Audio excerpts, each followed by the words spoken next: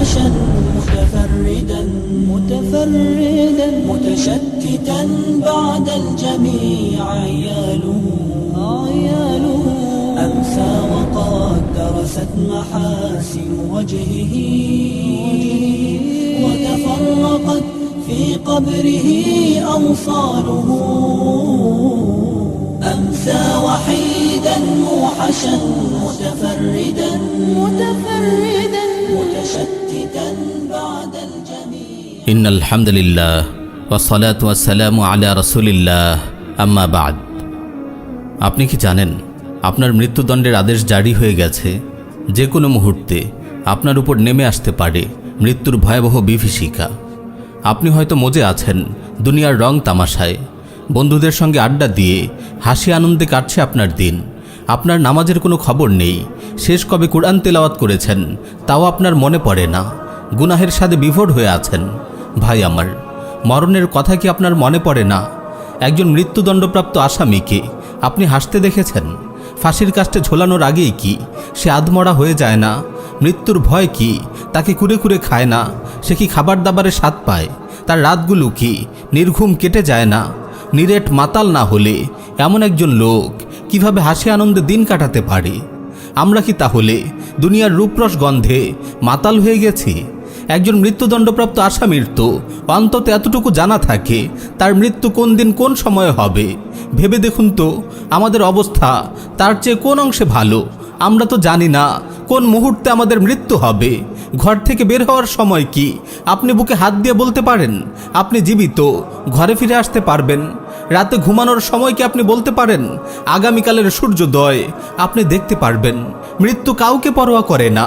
নিষ্ঠুর এই মৃত্যু না ছোটদের স্নেহ করে, না বড়দের সম্মান করে, না কোনো খান বাহাদুর বা চৌধুরীর পরোয়া করে, না কোনো প্রতাপশালী বাদশার দরবারে ঢুকতে অনুমতি নেয়। আপনি যেখানেই চলে যান, যত দূরেই চলে যান, যত সুরক্ষিত দুর্গেই অবস্থান করুন না কেন, মৃত্যু আপনাকে পাকড়াও করবেই। কোরআন কত কঠিন ভাষাই না বলছে, আইনামা তাকুনু ইউদরিকুমুল মাউতু ওয়ালাউ কুনতুম ফি বুরুজিম মুশাইয়াদা। তোমরা যেখানেই থাকো না কেন মৃত্যু তোমাদেরকে পাকড়াও করবেই, যদিও তোমরা সুদৃঢ় দুর্গের ভেতর অবস্থান করো। আপনি ব্যস্ত আছেন নাকি ঘুমাচ্ছেন? গোসল করছেন নাকি খাবার খাচ্ছেন? গান শুনছেন নাকি তিলাওয়াত করছেন? কনসার্টে ডান্স করছেন নাকি সালাত আদায় করছেন? মৃত্যু কিছুই দেখবে না। যখনই আপনার সময় শেষ হবে আপনাকে ছু মেরে নিয়ে যাবে। পৃথিবীর কোনো শক্তি আপনাকে ধরে রাখতে পারবে না। কুরআনের হৃদয় কাঁপানো ঘোষণা, ওয়ালাই ইউআখিরুল্লাহু নাফসান ইযা জা আজালুহা। কিন্তু কারো নির্ধারিত সময় যখন এসে যাবে তখন আল্লাহ তাআলা তাকে মোটেও অবকাশ দেবেন না। আপনি কি দেখেননি উত্তাল কনসার্টে মাইক্রোফোন হাতে গান গাওয়া গায়ককে হঠাৎ মৃত্যুর কোলে ঢলে পড়তে?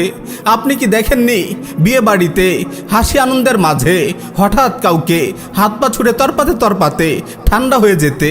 আপনি কি দেখেননি টক শোতে কিংবা লাইভ কনফারেন্সে কথা বলতে বলতে কাউকে হঠাৎ নীরবে ঘুমিয়ে যেতে? আপনি কি দেখেননি নিশ্চিন্ত মনে হাঁটতে থাকা পথচারীকে হঠাৎ দুমড়ানো মুচড়ানো লাশে পরিণত হতে? কিছুদিন আগে চট্টগ্রামের সীতাকুণ্ডের সেই ভয়াবহ বিস্ফোরণের কথাই ধরুন না। যেসব ভাই অগ্নিকাণ্ডের দৃশ্য ফেসবুকে লাইভ করছিল তারা কি জানতো একটু পরেই ভয়াবহ বিস্ফোরণে তারা ছিন্ন ভিন্ন হয়ে যাবে? ইন্না লিল্লাহি ওয়া ইন্না ইলাইহি রাজিউন।